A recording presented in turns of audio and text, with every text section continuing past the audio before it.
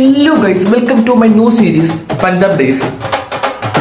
Guys, ഞാൻ കേരളത്തിൽ നിന്ന് പഞ്ചാബിലോട്ട് വന്നിട്ട് എനിക്ക് ഒരു വ്യത്യാസം തോന്നില്ല. എല്ലാം അതുപോലെ തന്നെ ഇരിക്കണം. അതേ ഊഷ്മളത്തെ ഹരിതാപകരം, പിന്നെ റോഡിൽ കുഴിച്ച കുഴിയിൽ വെള്ളം കെട്ടി കിടക്കുന്നത് എല്ലാം ഒരുപോലെ തന്നെ ഇരിക്കുന്നത്.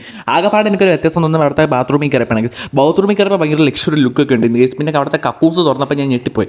എന്തോ ഒരു സുന നീണ്ടിരിക്കുന്നു. അതെന്തൊരു സുനയെന്ന് എനിക്ക് ഇതുവരെ മനസ്സിലായില്ല.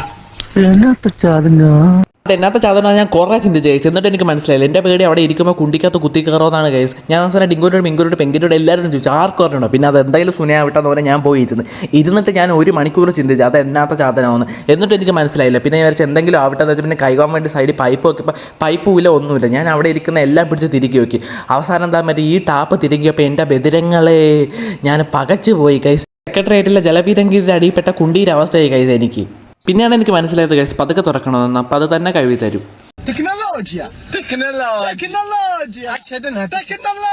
നിങ്ങൾ ആരെങ്കിലും ഈ സുന നേരത്തെ കണ്ടിട്ടുണ്ടെങ്കിൽ കമൻറ്റ് ചെയ്യുക ഗൈസ്. അപ്പോൾ ഇത്രയേ ഉള്ളൂ. Okay, by.